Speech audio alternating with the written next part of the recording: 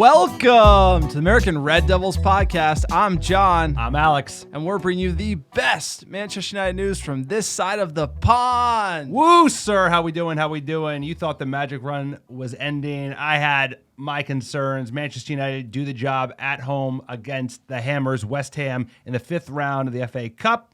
Proper. Erik ten Hag, he made a bunch of changes, as you would expect, after a bunch of tough fixtures over the last week. Started slow, went down, and then he brings on the big guns, the Casemiros of the world, the Rashfords, the Martinez, and did the deed. Garnacho with a great winner of a goal, Fred with a goal. Wow, it looked like he had a header to tie up the game. It was actually an own goal, but he actually had a great game, was running all over the pitch. But most importantly, Manchester United at the moment can do no wrong. Win, baby, win. That is the motto. And the team, I thought it was a foregone conclusion at one point. I was like, hey, if we're out of the FA Cup, it'd be good for fixture congestion. But the team never looked phased. The manager never looked phased. He kept putting bodies in. And then really in the last 20 minutes, you felt like United were going to get a goal, get the goal, and ideally finish in 90 minutes, because this was going to go to overtime, which we don't need in advance of playing the Scouse Bastards at their home ground on Sunday. How are we feeling? How are we doing? Come from behind win at home at Old Trafford, putting on the pressure at the end of the game. Where have we seen that before? The magic is back at Old Trafford. It is a fortress once again. The team had no doubt. The manager had no doubt that we would get the business done, even going behind. I mean, the resilience is unbelievable. They don't ask how you got the dub. They ask how many dubs you got. And Erik ten Hag is stacking them sky high right now at Manchester United. It feels amazing to be a Red Devil compared to those other horrid teams in the league, the other rivals, sir, that we got no time for maybe at the weekend. But at the moment, this manager, this team can do no wrong. The team spirit is unbelievable, and tired legs aren't even a factor. The excuse factory is literally out of business. I haven't heard one from you in a long, long time. I was ready. It's a great day to be a Manchester United fan. What a club, what a team, what a manager.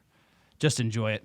Every day is a great day to be a Manchester United fan, but especially recently, because you know what? Football, week in, week out. Last season, we still had a lot of games. They weren't a joy to watch. They become a joy to watch. This game started disjointed, which you would expect when you make 6 changes versus the team that played Newcastle on the weekend at the Cup final.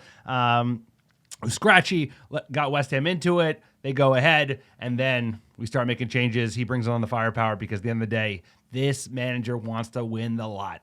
Title, that's too far away this season, but why not another piece of silverware? Why not another trophy?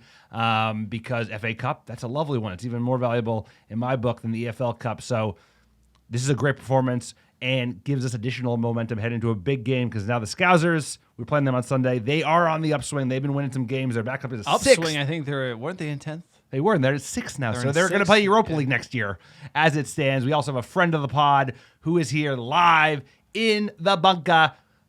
Frosty Costi is going to talk a little bit about the Scouse Bastards when we get to that part of the pod. But today, it's all about the comeback kids. It's all about Alejandro Garnacho with a great performance, arguably one of his best performances for Manchester United. He was all over the place. What a talent he is. 18 years young. Unbelievable. What a goal. I mean, and also just coming in as the troll Ronaldo left the club. You have Viva Garnacho just slots in real easy, and it's like, that to me, it's like it's meant to be. The footballing gods are just Viva Garnacho. It's the chant. He has arrived. 18-year-old, needs the long-term deal. But, sir, we got a lot to talk about in this podcast. Before we jump into it, quick PSA for the podcast. If you like the American Red Devils and you want to support independent fan content, the Muppet Take from the Couch, check out our Patreon page, patreon.com/American Red Devils. We don't have any sponsors on the podcast. We are 100% fan-funded. Keep the lights on. Help us out. We get a behind-the-scenes episode every single month. Tons of benefits. Check it out. Also, check out our website, AmericanRedDevils.com. Fan blog content is amazing. If you want to contribute, email us, AmericanRedDevils@gmail.com. Also, check out our store, AmericanRedDevils.store. Hoodies, stickers, scarves, pins, shirts, you name it. It's all there. Everything you buy supports us. Check it out. Tell them about iTunes reviews. iTunes reviews or 5-star reviews of the American Devils podcast, wherever you listen, it's a great way to support the pod. It helps us get found organically, and even better, we're giving extra special giveaway. We still got them. We're giving away green and gold Glazer Out scarves designed by yours truly. And all you got to do is write a 5-star review. Send a screenshot of that review to AmericanDevils@gmail.com with your mailing address, and I will personally pack and ship a free ARD Glazer Out scarf, send it right to your door anywhere in the world. So we got a great review. It's a 5-star. It's from God Aces. Glory. Love the banter. Love the Muppet takes. Love the lack of sponsors. I started following the Reds through this podcast during COVID, and these guys got me through some tough times. They make you feel connected to them and part of the show. First silverware with more to come. There you go, God Aces, because we got more to come. More to come. More to come. Let's go. More. 5th round FA They Cup. paraded As they should. The Carabao Cup around Old Trafford. Tiny tot cup. It's hard to see from our seats in the Stratford end. Barely visible. It was a little. It was shiny. It was shiny. It had some ribbons on it, But look, we're talking FA Cup, another cup, a little bigger. Lots of history with the FA Cup. You should not overlook it. The first football trophy ever. Over 150 years old. The FA Cup, critical, and obviously United could use another one. Let's talk about it. Manchester United 3, West Ham 1. We did the business. David Moyes, tactical genius. Let's get into that 11. Dave saves world number 1 in net. Malacia left back. We once again the Magoo Lindelof center back pairing. Watch out. Delo on the right. Sabitzer, McTominay midfield 2 with Bruno in the hole. Garnacho on the left. Undroppable. Wout Weghorst at number 9 and Antony on the right wing. What'd you make of this 11? Lots of changes. 6 bodies shifted in for Manchester United. I was happy to see the amount of changes given how many games came thick and fast. Last week with the Barca and then the Sunday Newcastle Cup final. That's a lot of matches, especially for some older legs. So Varane, Martinez, they get a blow. Even AWB, who should be starting on Sunday, he got a rest. Casemiro got a rest. And then Marcus, he needs one as well. A lot of these players need an opportunity to get minutes under the belt. Bruno, he could start every game. Wasn't his best game, but he was still effective in large parts of it. And you would have loved this team to be good enough to get the result. That wasn't the case, but hey, at least Rashford didn't have to play 90 minutes, or Casemiro. So, we started with some intent. Yeah, you're trying to rotate, rest some players. If you need them, you bring them in. I love the tactics from the manager. Jumping in first half, United start the game brightly, but slowly fade. I felt like we had West Ham on the back foot. They couldn't play it out. That led to this chance in the 7th minute. Sabitzer with a great hit after a nice move by McTominay. Good save from the keeper and a good layoff from Wout as well to Sabitzer. This should have been a goal. Unfair, strong from the West Ham keeper. It was a good keeper. It was a good save from the keeper. Nice move from Wout and a nice hit from Sabitzer. We know he has a goal in his locker. He was lively today. I think he was even better when he played next to Casemiro, but he performed well in the middle of the pitch, all things considered. 12th minute, another good shot from Garnacho, saved by Areola. And 23rd minute, Dave saves 1v1 versus Antonio, who's been out of form. Should have shot earlier, but De Gea, big to it, strong from De Gea. Clean sheet record presented to him by the boss, Sir Alex Ferguson, before the match. He showed up today. He's been in great form as well. You got to give De Gea praise because I feel like he gets unfair criticism sometimes. Well, he plays up, plays down. He's been up recently. Great performance today. As in, greatest goalie ever for Manchester United, He's not the greatest goalie ever for Manchester United. Let's not be most silly. Clean sheets, Yeah, but okay, Schmeichel won the treble. We could talk about that another time, sir. And we know De Gea has gone in and out of form. We talked about earlier in the season when we let up some howlers. But right now, he's playing some of the best football we've seen from this keeper. Great save, and you know what? I called Heaton as the starter. I'm glad I didn't because we needed De Gea. And you know what? He should have gotten a clean sheet because the goal that they scored in the second half was out of bounds. But hey, we don't whinge. This is Manchester United. This is the American Devils. 40th minute, Garnacho with another good chance after a Bruno dummy. He blasted over the bar. Going to halftime, what'd you think Ten Hag was telling the lads? Was he going to change it? Was he going to yell at them, try to get more out of them? What'd you think? Combination of the two. Combination of everything and above.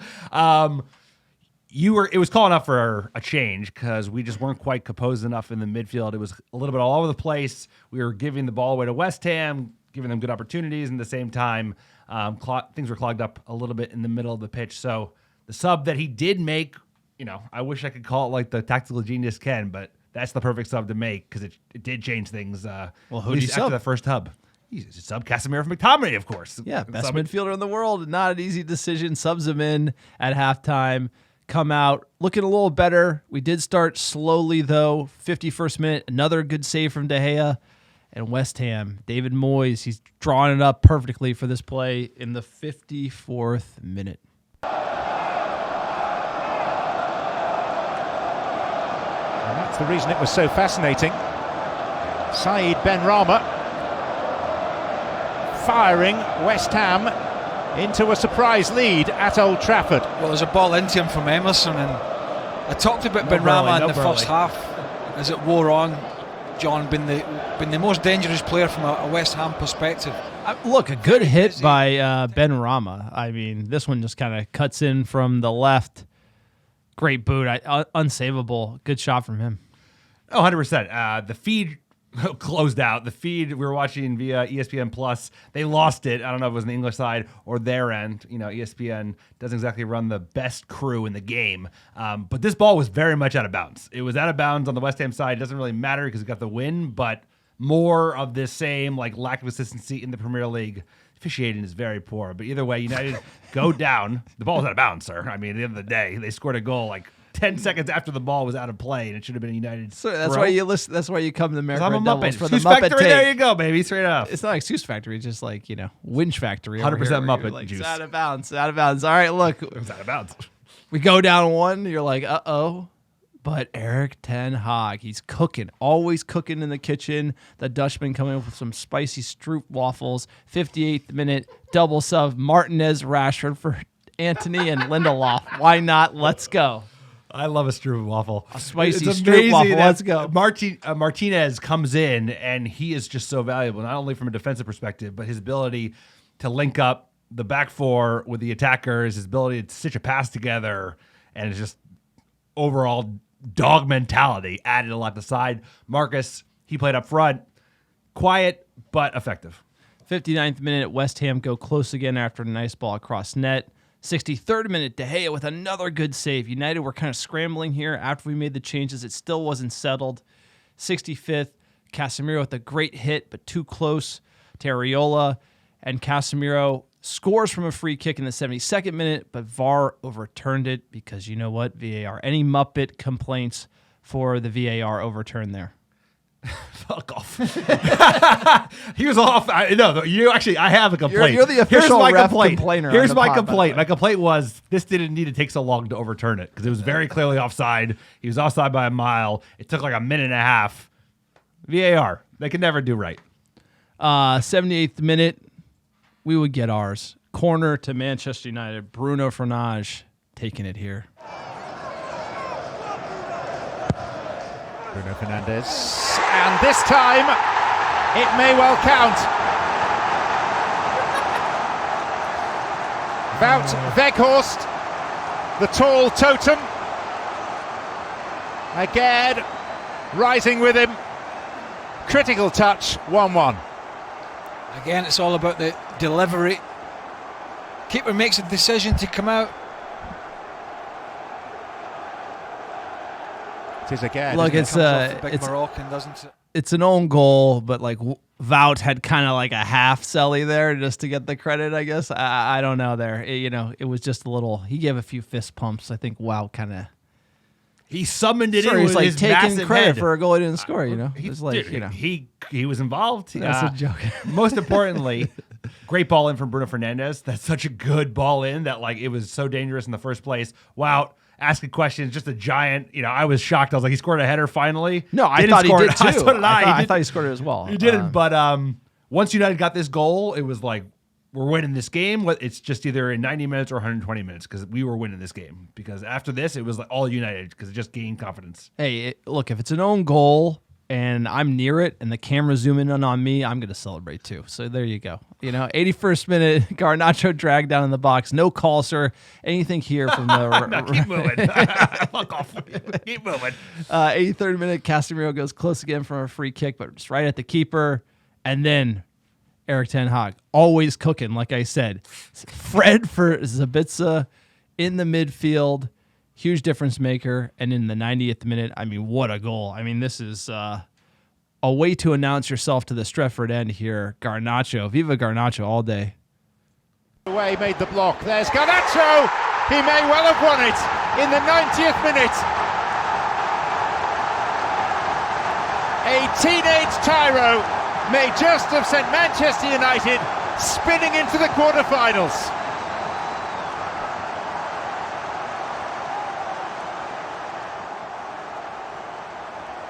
What a goal.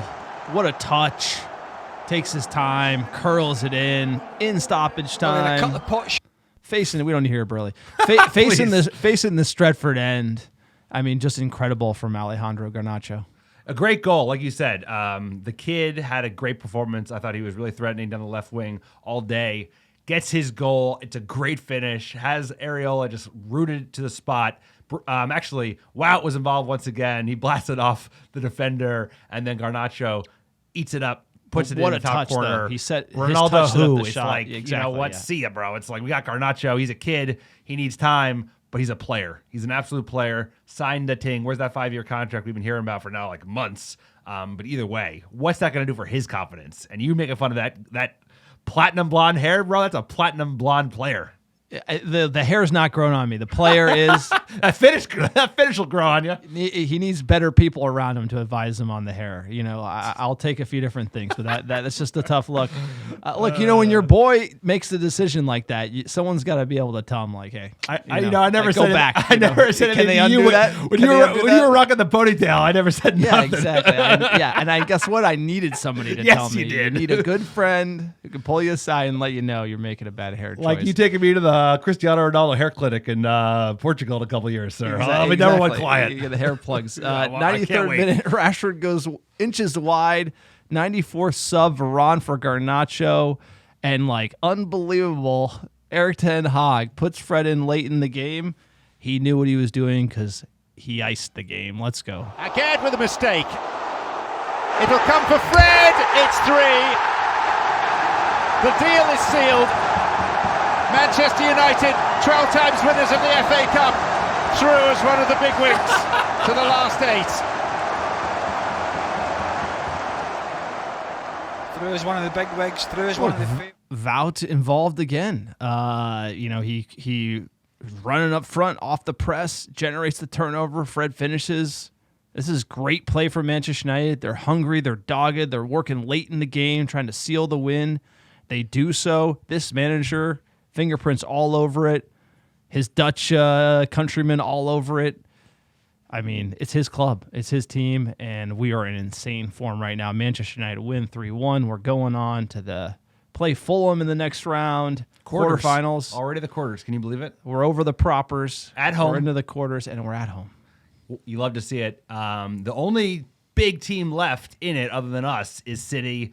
That would be a fun final at the Wembley. Wouldn't like to get him in the semis as much, two-legged. But either way, great performance. Everything that this manager touches is turned into gold at the moment, especially in the second half when we got those subs in. We settled our feet a little bit. It felt like the first starting 11 where we just kind of hold on to possession, stringing along passes, being very direct. And we won the game, and David Moyes still hasn't beat Manchester United at Old Trafford. Match stats, 21 shots for United to 10 from West Ham, 8 on target to their 7, 60% of the ball for Manchester United to their 40%. And Manchester United have now won 30 games in all competitions this season after 41 matches. Only in 2006, 7, and 12-13 have they reached this win total sooner, winning the Premier League title in both campaigns. Is that some foreshadowing? I think we might be in a title race. And Fred now has 10 goals and assists for Manchester United this season. That's incredible. This is his best season for goal contribution since 2012. I mean, we did pay a lot of money for him, and he's kind of been all over the board. So He's great definitely- to see him playing well, because when you have a manager like Ten Hag, he improves what you got. And you're starting to see that all over the board, and getting the best out of a player like Fred is exactly what we need. Because it's not even the players where it's like a foregone conclusion that they're going to get there. Like, obviously, the turnaround he did with Rashford versus last season, everyone's talking about that to a certain extent with Delo after his start of the season. Same with Shaw after Malacia started chipping up on his spot at the beginning of the season. But it's also the players that like we thought had no future here. AWB, the job he has done over the last 2 months since the World Cup has been unbelievable. And at the same time, Fred, a player that like when we talked about players out of contract and that big five who need to sign a new deal, He was one of them. He was on the fence. Obviously depends on what price you can get him at, but like he has a role because under this manager, he looks like a hell of a player. Scoring goals, he's breaking up play, and especially against the top side where you want to counter and make it tough for them. He's got a role to play at this side. Just a quick recap on the quarterfinal draw. Man, City are playing Burnley, United playing Fulham, Brighton playing Grimsby Town. What a name. Grimsby Sounds like from Harry Potter. Yeah, I know. And then Sheffield United versus Blackburn Rovers. So another trophy. We're late in the tournament. You're looking around. You're only seeing Shitty as a big name, and we are hoping for another trip to Wembley, another big final. And what a final that would be. City versus United, taking them down. I would absolutely love to hear that. But before we go full Muppet, let's hear what the man, the myth, the manager has to say here. Spirit your team showed, believing that nothing's lost? I think it was great. Once again, team showed personality, character, and never give up, and turn around the game and score and win this game. So I think it's very important, very big, massive performance from our team in way of mentality. Given that you had such a tough week last week to have won in the money that you did, does that give you more confidence this team can sustain that energy, can sustain these performances and wins? No, I think it showed. We showed that we can, that we have the character to deal with difficult situations, that the team stays composed, keeps going, energy. It's not about 11 players. The bench can have an impact. They push each other, and they believe. They believe that they win games. And once again we did it. And so I'm happy with that process. And Garnacho, you said recently that you didn't expect his development to come so quickly. Is it on a weekly basis or monthly basis that you see improvements in his game? Yeah, I see today another step. I said him before the game. It's getting time. You have an impact when you come on, but now you have to have an impact as a starter, and I think he's capable of it. So that is the next step he has to make. Rob, I mean, you heard it from the man. Savage. That's a savage line. Well, he does. He to an 18-year-old, he said that. Like you did good as a sub. You've scored all these winners as a substitute, but now you got to make an impact as a starter. He has, and he did. Well, that's the point, is that he has struggled being a starter and then as a sub. Anthony, I would say the same thing. Anthony came in as a sub, looked amazing. True. Starting, it's a different bill of goods to start versus be a sub, because you have that energy differential that you're coming in and you're adding to the team, especially when you're playing on the wing. And to see him do it over 90 minutes is amazing. And Garnacho just needs that deal in front of him so he can just celebrate that the hair. Can we just comment on the fact that like the patented? I want to see the turtleneck all the way to May, even if it's like hot as shit. We have to comment. Even if it's hot as shit in England, I I want him still wearing the turtleneck, because that turtleneck, that's his look. I'll tell you what, Erik ten Hag is so good that I bagged that outfit. You did. And then You now bagged it. You we're bagged talking it early. about getting turtlenecks and blazers to go to Old Trafford to wear for the match we go in May.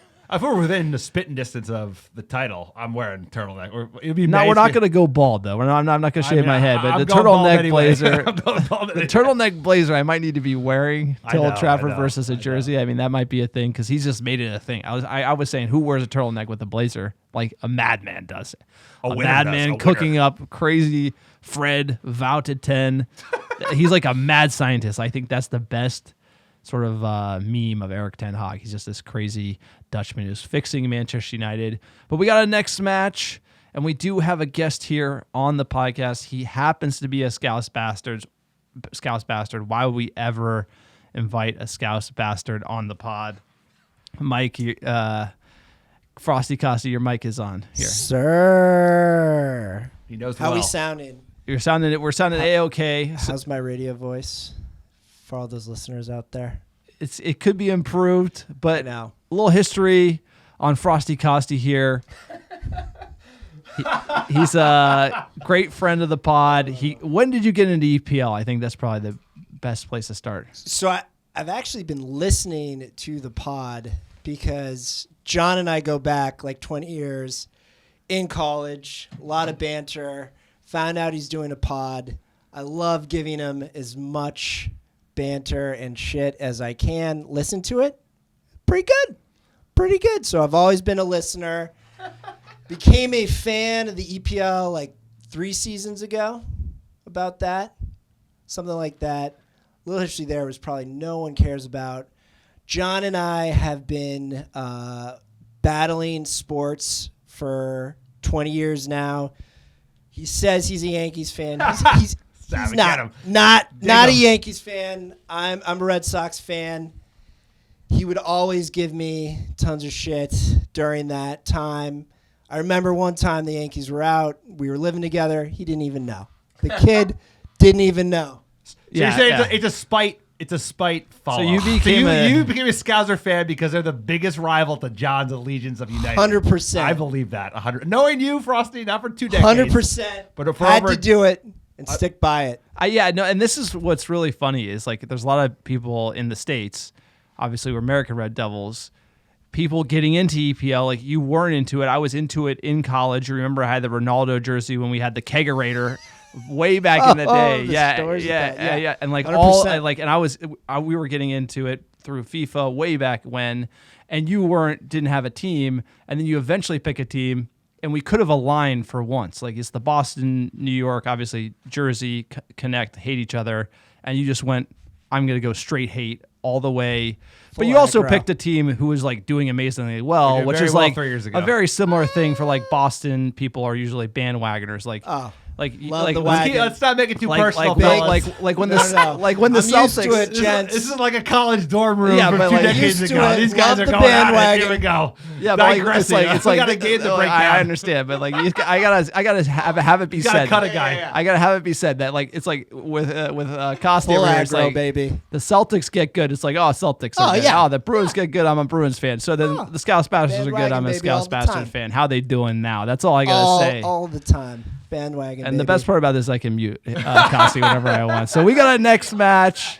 It's Liverpool versus Manchester United at the Shitbox, Sunday, March 15th, 8:30 a.m. Pacific, 11:30 a.m. Eastern. Lifetime versus Liverpool. Sorry, Frosty. We've won 90. We've drawn 68. We've lost 80. We got the best of you. We are better than you. That is Manchester United. First time we ever played, April 1894. Liverpool versus Newton Heath. We lost 2-0. That was a test match, so it didn't count. That's why we didn't try. We haven't changed our name to Manchester United yet. So exactly. And the last 5, we've won 2. We've lost 3. Obviously, one of them being the 5-0 that Alex famously traveled all the way over to the UK to witness, which was definitely a letdown. The 9-0 in aggregate last year. That was fun. But we did beat them at home 2-1. They have been on the slide. The last 5 coming in here, Scouse Bastards beat a bad Everton team, beat Newcastle, got smoked by Real Madrid. They drew Crystal Palace, not a good look. And then today, Costi, how'd they do? You were at a bar in San Francisco. How'd they do today? Played well today. I mean, one thing, besides that little guy, that little Champions League, take that out. We have not been scored on in over a month besides that little Champions. So we are playing well.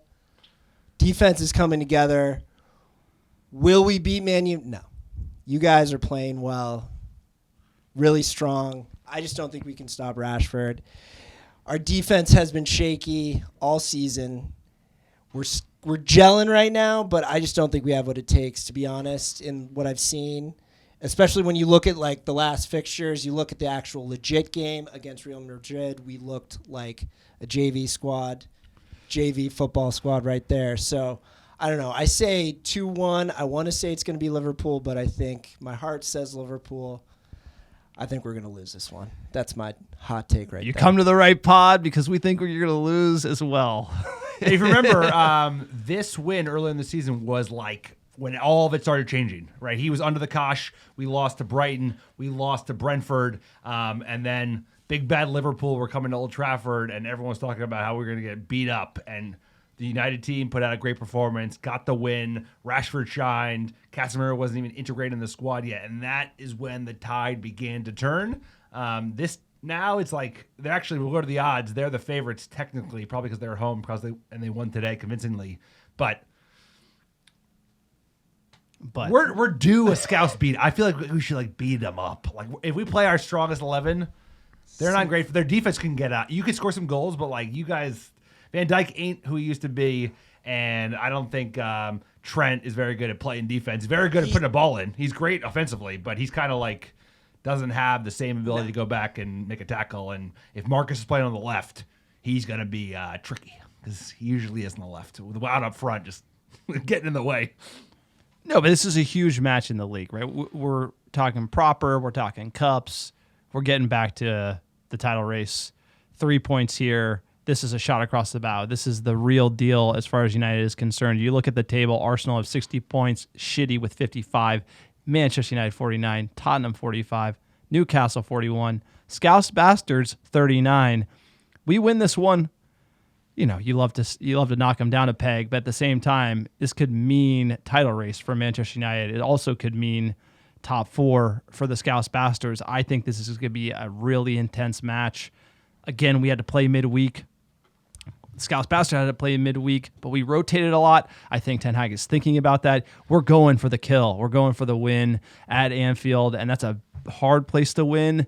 This season, it feels like you guys are on the ropes. I don't think it's going to be 4-0 or 5-0, but we were on the ropes last season. You absolutely battered us at Old Trafford, and obviously Alex was... First time in our season tickets. But what a difference. First time in the season tickets. We're going back, and we're going back for the Wolves game at the beginning of May. United, I don't think we're in a title race, but I hope it's close. I hope it's interesting because I like a title race that goes down to the end. Even if United aren't in it, I like it when it goes down to the last game or two because that's fun. And the last bunch of the last years, it's been it's been foregone conclusion with like 4 to 5 games to play. So I don't want that to happen. I want it to be tight because that's fun. That's what keeps the EPL exciting. The best part about the Scouse Bastards, and Frosty, you can opine here, the 4-3-3 you guys have been playing, you got Salah, Jota, and Nunez.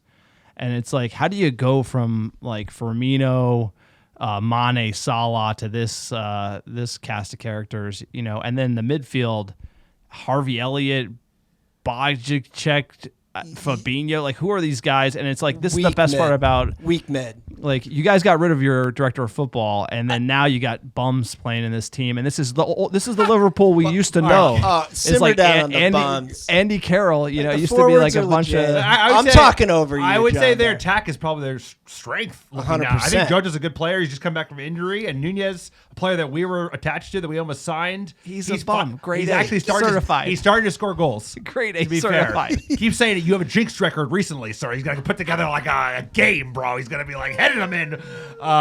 But their defense could be got at because Van Dijk has lost a step or two, and that midfield is not what it used to be. Trent Alexander, of course, like I think Rashford running at him, that's going to be a difficult proposition for number 66. Yeah, it's going to be a mess. No, this team is like mid-rebuild. No, our midfield's a joke right now. I mean, look at these guys. I mean, 2 guys are really young. They're playing well. Fabinho also lost a huge step as well.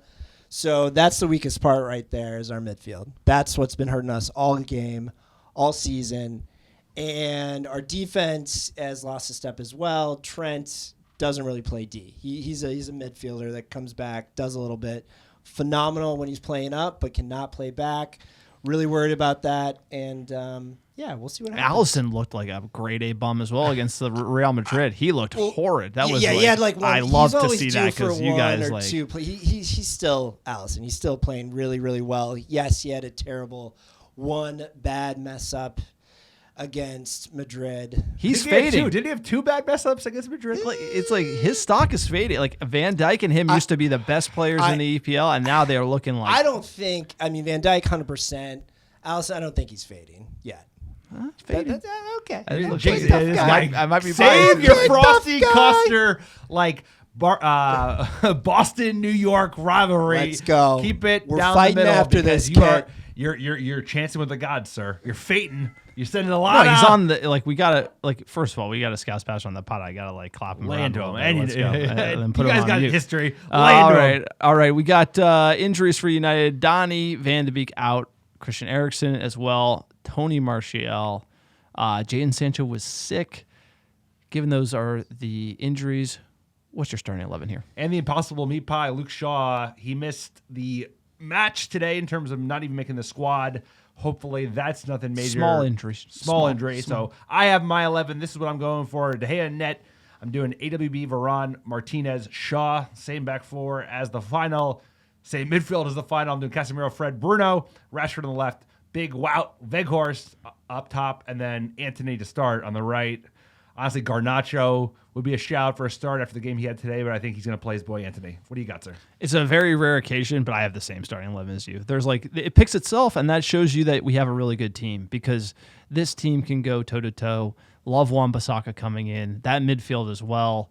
And Rashford, you have to start Antony. He's got to come to you. You paid the big money.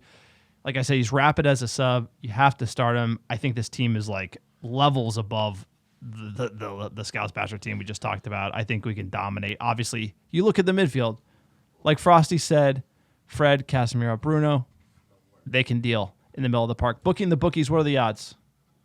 Scouts is actually the favorites, plus 145 at home. Makes sense. It's at Anfield. They have been tough to beat at the shit box, as you love to call it that. The draw, plus 260, and United, plus 170 for the win. Sir, given the odds, what is your score prediction before we go to Frosty for his?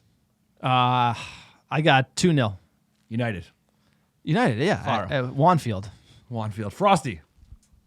As I said before, Hart wants 2-1 Liverpool. I think it's going to be 2-1 Man U. Let's go. He knows the pod. I think it's tight match. I think it's 1-0 United. We get a late winner because that's what we do. Interesting. Nervy from you. Nervy. Hey, I just want to give a shout out. Thanks for Frosty coming on. You got the hostile reception here, but you know what? That's just how we do it with the pod. You held your own. Enjoyed it. Well done. Well done. We'll see you next time. All right, let's get into some news.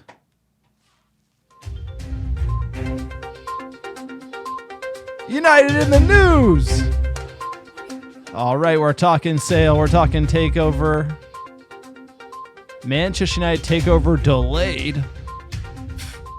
As if this could be delayed, for the record. That's not how it works. The journalists know nothing about this topic. What you're reading is just a bunch of... I don't need to say it. I got a juicy anecdote we can use in the pod for what it's worth. Well, we'll get into your juicy anecdote in a second here. Which all America Rodellos could take with a grain of salt, but I heard... From falling off a truck. Something fell I off a heard truck. our mighty Reds mentioned in an investor call. So, every time you hear Manchester United, that perks your ears. No, absolutely. And here's the thing. In an M&A process, like I said, it's always going to fall apart, right? Here we are, first round of bids. Glazers won $6 billion. Bidders put $4.5 billion. Not a lot of people in this race. There's not a lot of people that can afford to pay the highest price ever for a sporting franchise and then invest another $2 to $3 billion the club desperately needs in a stadium and a training facility. So the list is going to be short, and you're seeing a multi-billionaire game of chicken here because you can look at the stock. It basically went up a lot when Qatar had a ton of interest and it's gone down. But this is the hemming and hawing, the jawing that you're going to see. And as far as the Glazers are concerned, we always said they don't have to sell. The club has other financing options. They're not great options. They have kind of put themselves into a corner here. I think the optimal time to sell is probably a year ago. I think they waited too long. That's why you're seeing the valuation go down. Plus the idea that the buyers have to put so much money in to solve all the problems that the Glazers have left. It's kind of like buying a house where the owner just kind of messed it all up, and you're like, it's a nice house, but I got to do tons of renovations that adds costs, and that's where you're seeing the differential in valuation. And eventually, somebody will probably come to a price that the Glazers will agree to in some fashion, whether they pay a certain amount and the Glazers still own 20% and they're paid out over time, or there's a lot of ways you can skin a cat. There's a lot of ways you can negotiate this deal for the club, but it's a long process, and this is just the way it's going to go. I said there's going to be tons of twists and turns. Qatar thought they bought it last week. Now everyone's saying the deal's off. And here's the thing. We know nothing. The press knows nothing. The only people that know anything are the Glazers, and even the bidders don't know because they're going to be getting played with by the Glazers and the Rain Group who's representing them. So this process is just going to be all over the board. No one knows nothing except for the Glazer family, who have to basically vote yes to sell the club unanimously because of the Class B shares that they own. So they're the only people that control it, and I don't doubt they're leaking that to the press. So what you're hearing from the press is pretty much maybe from buyers, et cetera. But it's a really murky situation. We don't know much, but I still think they're going to sell. It's just they're trying to get more out of the bids. Yeah, that's definitely one way we could look at the situation. It could be posturing, right? Classic, like, hey, we're not, you know our price. We're gonna walk away if you don't at least like come up in a meaningful way to get closer to the $6 million that we had in mind when selling this asset. But also, part of me thinks that they have found. I said this. I was on a guest pod yesterday, sir, and I said like, there's a distinct possibility that these Glazers, I wanted to say something worse, stick around because, dude, the club, in terms of a performing perspective, has the wind at its back. It's like, we are on the up. We have a great manager. We have a really solid core of a team, and they can do a secondary sale or raise some money from a hedge fund and then wait for the macro environment to improve, right? Interest rates might go down, inflation might go down, the market might go back up. That would buoy whatever offer came in terms of comps and what they're worth. And at the same time, they might have to make minimal investments given this manager. But there's a chance they're staying is how I feel now. Is like, I hate to admit it, but like, I think they know they found something real good in this era. It's not like the manager pays for a stadium. The manager doesn't pay for the he gets them in the Champions League. That's $100 million. The manager doesn't pay for the payables for the transfer deals. The $100 million a year doesn't deal. It's a drop in the bucket as far as what their payables are. I mean, of transfer fees outstanding. So they're not really. It's more of the value. They've run the sale process. The valuation is marked to market. It was obviously undervalued. Now they have more options, like dilutive financing options, more debt they could put on, et cetera, because the club, it should be worth more than it is from an enterprise value perspective. But like, I don't think Ten Hag is like literally the Glazers are like, no, we can't sell because we have a great manager. There's a lot of issues. They do need to sell. Like I always said, it was 3 to 5 year timeline. They still need to sell in 3 to 5 years because they're putting off these like major infrastructure developments that need to happen, and they can only do that for so long. So, but they don't need to invest in the stadium in the next 2 years. If they wanted to drag it out for another 24 months, next 10 you do. Yeah, next 10 you do. But I'm not saying they're going to hang around for another 10. I'm saying 2 to 3 years. Yeah, I'm just throwing it out there. I think 2 to 3. Like you're right. I think it's more of a 2 to 3 years. Not another decade. Wait for the recession to go by. See if Ten Hag can deliver and then try to sell off of that. Yes, I definitely see that as a viable path. Like when they're looking at Rangnick, they're like, we got to get out. Yeah. Ronaldo, we'll see ya. Yeah. So look, we're going to keep you posted here. Just be careful of what you hear and what you read. There's a lot of people who don't really know how these processes go down, talking about them. But like I said, it's all behind closed doors. This is it's a public company, super sensitive information as regards to the sale of this asset. And the only people who really know if they're going to sell or if the bids are any good are the Glazers. And we're hearing there's a difference in the valuation. That's totally makes sense for the first phase. And basically, if you want to know exactly how it would go, you submit your bid, and then the Rain Group will come back to Qatar and everyone else and be like, you got to raise your bid. And then now Qatar is going to go back, and they're going to have a think, and then they're going to either resubmit or withdraw. And that's the process, and we're just seeing that play out right now. Yes, indeed, sir. And my anecdote, which could be complete whatever, nothing, is working at a company. We're trying to raise money. We hired a banker to help us do so. He's got relationships in the Middle East as well as elsewhere, and talking to wealthy families throughout the region, some in Qatar. And he mentioned the fund that is attached to Sheikh Hassim bin Hamad Al Thani's father, where the money came from in the first place, are very much interested in buying Manchester United. Obviously, this is just a Muppet anecdote, but I just thought that was an interesting one because, we've been hearing about it from all the journos and like the paid journos now at Sky Sports being like, it's a good offer, no debt. Like they're really pushing the Qatar bid, but heard it from a third party there. That's kind of curious because... No, their interest is real. It's been made public on social media, and it's just, we got to meet the valuation of 6 children of Malcolm Glazer. I mean, that's really what it comes down to, and we're going to keep you posted. Obviously, we don't want the Glazers to own Manchester United. Green and gold to the club is sold. And our next bit of news here, sorry, you want to walk? This is like spite news you put in. You want to walk us through this one here? It's a light news week. Don't even want to include the Pep comment. Pep has his comment after Manchester United lifts the EFL Cup on Sunday. Basically, cheeky bit. Well, you got to include the comment. This is the news. Comments because they didn't spend. Is that because they didn't spend? Who didn't spend money? Manchester United, in reference to us not winning. It was like, well, it's because they didn't spend, because that's why they haven't won anything over the last 6 years. Obviously, we looked at the spend when we broke down the EFL Cup win on Sunday. We've spent money, close to the amount of money City spent. But City, I find this laughable in the sense that, A, this signals one thing and one thing majorly, and that's that United is on the way back to the extent that, like, Pep is starting to sweat. He also made a when comment we were terrible. like, He was like, "Oh, United's still a great team. They're going to get there." And now we're getting closer. And he's like, "Oh, well, they didn't spend any money." And the funny thing is, like, Pep, you just got your club just got accused of like literally falsifying sponsorship deals so you could buy players, and you had contracts off to the side through third parties to pay your first manager under the new regime. So I'll tell you what, he's not used to having his cage rattled, because he looks rattled. He also said something like, well, now when we go play in the EFL final, it's like business. We don't really care. Look, haters going to hate. Frosty's one of those haters. He hates all the time, texting me all the time here on the pod. Don't worry, you're on mute. So it's try, like, I like it. I like it when I'm saying it's a good sign. Like, hey, when they were going to win the quad last year, how'd that go? That's all I got to say. I'm sick of quads. Like, the only people talking about quads are like talking about Craig quad? Burley on ESPN, who, like, by the way, Craig Burley was the play-by-play guy in the match today. He is the most miserable bastard. You imagine being stuck in an elevator with that SMB? Oh my God. He is just like, everything he says is negative. Well, they're broadcasting the game from Connecticut, right? Like, they're not even there. Like, that's the whole nother thing that's crazy about the ESPN. That's why you can't hear the audio of like the background noise properly, is because they're actually not at the games.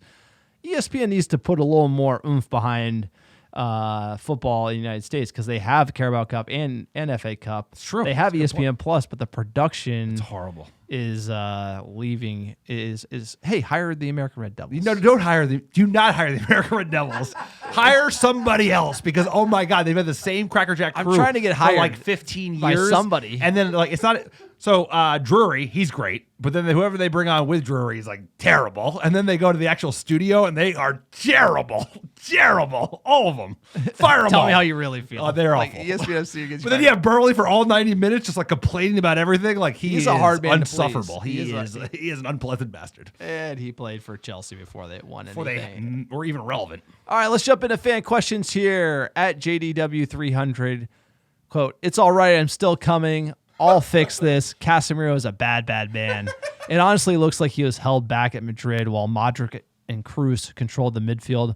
Garnacho is man of the match with that spectacular winner, but the game changed entirely when 18 came on to Anfield." At the Alex Davis 33, even down 1-0, I never felt like we were losing. We truly have the heart of United again. We'll never die. Viva Garnacho, what a player. We're back and coming for our rightful throne. Eric Ten Hag said it best. Era's come to an end.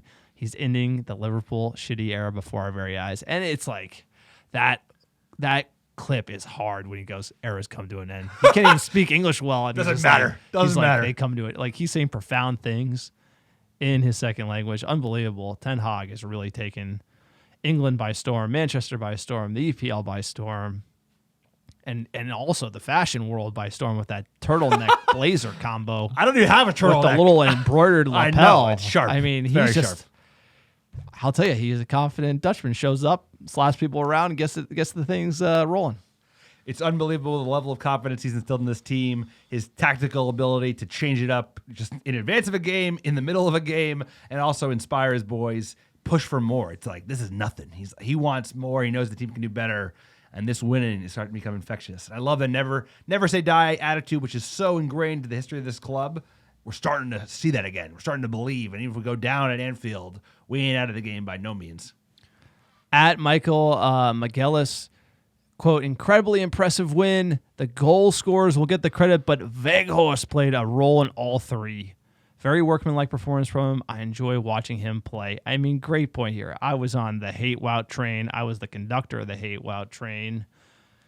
And look, he's come in, got his pickaxe and shovel, and went to work, and he's starting to see the return of that work. It might not be When you sign number 9, maybe you're pegging him to be scoring goals, beating a man, finishing in the box, finishing with his head. All right, he's not doing any of that, but what is he doing? Critical role in all 3 goals. So look, I gotta take the L, sir. You gotta put some salt on the L. You gotta slice it up. You gotta eat it. I'm taking the L on Weghorst. He's coming good. Eat that he's L, that bro. journeyman workhorse. He's got a role in this team. Plays every game. Does a great job. Like salt of the earth type of guy. Also wearing the flag and the scarves when he won the cup. How can you not like that guy? How can you not like it? He won me over. Keep going. Val going. won me this over. guy, number 1 hater of WoW over the last 2 months. I love to hear it, sir. Because You gotta admit when you're wrong. I appreciate that. That's what I like about the Muppets, sir. We don't always get it right, and when we get it wrong, we try to make amends and not just hold our position and be like Casemiro's no good according to Graham Sousness. But anyway, the point of the matter is he's playing a role. He's a high work rate player. He ran his ass off all game today, and he played a large part of the game against Newcastle on the weekend. He doesn't score goals. He will score some goals, but the important matter is he has a role to play under this manager, and if he's good enough for Erik ten Hag, he's good enough for me. In Erik ten Hag we trust. At ANT6C, quote, Garnacho's the future, watching the birth of a star, need that new deal secured ASAP. I think has to go a long way. Another youngster coming in and breaking on the scene at United in the attack. Rashford coming into his own. I think Ten Hag handled Garnacho extremely well. And we have that right blend. When I say the mad scientist is cooking, it's like you got the journeyman and the Weghorst, the workhorse. You got Rashford, who's kind of the academy star. You got Casemiro, best midfielder. And then you have youngsters sprinkled throughout. I think he's getting that blend that we saw under Sir Alex just right. And the resilience and everything is coming together at the right time. So unbelievable. It's a great point. And a shout out that wasn't made that should be made was Malacia was terrific today. He played a really good game. It's a good mix. We've got like senior vets. We've got people who have even won titles at Manchester United in the form of David De Gea, who's playing some great football at the moment. And for most of this season, you got like World Cup winners in Varane and Martinez in our center back pairing, which is arguably one of the best in the world, dare I say. Dare. Casemiro, Bruno, like it goes on and on. This team will only get better. I'm excited. That's it. That's the podcast. If you like the America Red Devils, check out our Patreon page, patreon.com/America Red Devils. Check out our website, americareddevils.com. Check out our store, americareddevils.store. So give us our top downloads last 7 days. Number 1, how you doing? How you doing? London, England, Los Angeles, California, New York, Chicago, Illinois, Dallas, Texas, Washington, D.C., Dublin, Ireland, Charlotte, North Carolina, Toronto, Canada, and last but not least, San Francisco, California. Appreciate all the American Devils listening week in, week out. We couldn't do it without you. It's always darkest before the dawn, and we got a big match on Sunday. We are going not very far to Anfield, and we're going to beat up those Scouse bastards. Let's go, boys. The Scouse is on the top.